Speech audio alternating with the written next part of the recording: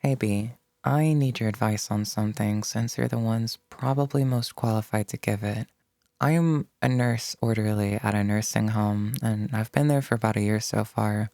I work the night shifts on the West Wing, and it's not that tough since most of the residents are so old and medicated that they sleep the night away, only rarely ever dying or stroking out or getting up to eat their own poop or something. I usually wind up playing on my DS or reading at the nurse's station for the full 4 hours on which I'm on watch alone, normally from 1 to 5. However, a new patient arrived a month ago which got my attention. A 7-year-old girl who was in a car crash that killed her parents and took her legs, right arm, and right eye. And as a ward of the state, and so messed up from all the trauma mentally that no foster parents would touch her, she got sent here when she got out the hospital. She's so cute, and she's half Japanese, but has blonde hair, and the rest of her body that didn't get cut away is just perfect. She used to be a gymnast, it seems. I've had to answer her call button several times so far when she has to use the bathroom in the middle of the night, which meant carrying her from her bed to the toilet, then holding her as she used it, and she always looks away from me when she's doing it, blushing a little bit. Warning. The next paragraph is in reference to a sick running joke on B, popular around 2006, that whenever a B-tard sees a little girl, they probably might rape her. The reason Nurse Coon posted this is because he mistakenly believed that he had to fit in with the legendary fucked up attitude on B to get a response. In later threads, Nurse Coon proves that the post below did not reflect his actual beliefs and intentions at any point in time. In addition, the outpouring anger of Anons persuaded him to help the girl out rather than turn a blind eye, and thus, a very touching story unfolds out of all of the madness. Anyways, my question is, should I stick it in her pooper, amongst other things? I mean, she isn't going to be able to resist, and I can just go in there when she's asleep, then cover her good eye and mouth before she even knows that I'm there. And with all the drugs she's on, and she's so messed up mentally, she probably wouldn't tell anyone. I mean, considering that she's barely talked to any of the shrinks that they've had her see since the accident. And I'm a pretty gentle guy, and there's plenty of lube around here, obviously. And it'd be pretty easy to clean up afterwards, too. Anyways, what do you think, B? Pick somewhat related. An Anon says, I don't think you have a job. Enjoy your cripple porn. OP replies, come on, guys. I need your help here. Another Anon says, you are the cancer that is killing B. If this was even 7 months before summer, you would have either been banned or spammed half to death with Guro. No one who matters gives a shit about your Bosnian bullshit, and B is about the funny and not the drama. Please leave the site now. Leave and never return.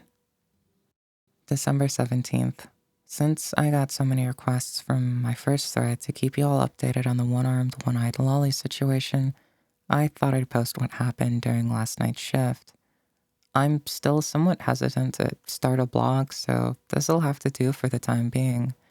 Anyway, I picked up a teeny tiny stuffed bear, about the size of her hand, and one of those chocolate oranges that you smack to split open, and I stuffed the toy into the pocket of my scrubs, and the candy into my bag next to my DS before I headed inside. The security guard at the reception desk is a big Indian guy that's always talking about MTV. He did a short search, and I guess it was my lucky day, since he only checked the bag. So it was my lucky day indeed. We exchanged mindless pleasantries, and I headed inside the break room to check on the night's duty log. To make a long story short, I eventually wound up back at the night station desk to start my shift. Anyway, to make the boring parts of the story short, I eventually wound up back at the night station to start my shift and killed some time as fast as I could until around 1 a.m. when I saw that the coast was clear. I hooked up my beeper that was set up to receive calls from patients' rooms onto my waistband for whenever we're away from the station, and I headed over to her room with a bear and orange chocolate in hand. I listened at the door for about a minute or so, noting that there was light coming out from under it. but apparently she had been scared of the dark since the accident, so she always kept at least a small light on, even when sleeping. I was both trying to listen for any activity and trying to work up my courage. Then I finally opened it. I found her looking my way with a mixture of very mild surprise and annoyance. She asked me what I wanted as I stepped in, closing the door behind myself and walking up beside her. She was propped up with pillows behind her back and frowning. I just smiled as gently as I could and took my hand out from behind my back, opening it to reveal the dual offerings. She blinked at that, staring at them for a beat or two, then looking up at me again and frowning, then asking, and I quote, "What?" They were for her, I said, explaining that the other nurses had noticed that she was seemingly feeling down and that a little early Christmas gift might help. Then, as I sat them down on the corner of her bedside table, I turned the bear to face her and explained that the people in charge probably wouldn't approve of the nurses and my giving them to her, so if she could keep this a secret. I gave her a little wink as I said that last part and brought my finger up to my lips to make a shh motion.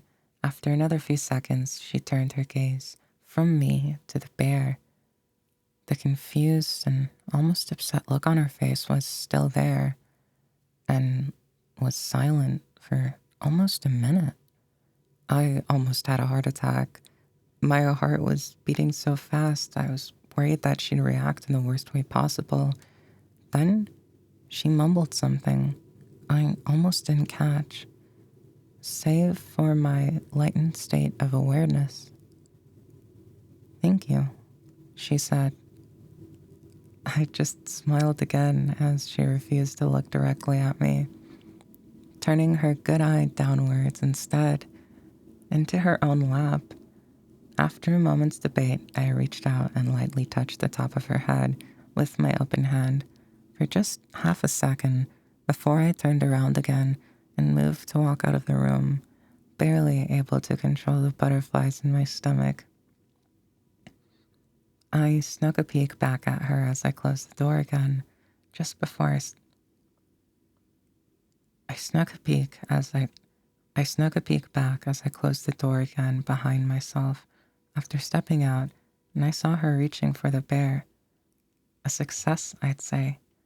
I quietly opened the door again around 3 to find her sleeping and curled up on her little left side, the bear still in her hand, near her chest. An angel doesn't even come close, B.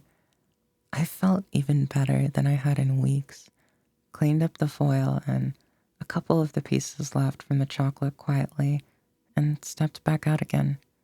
So far, so good.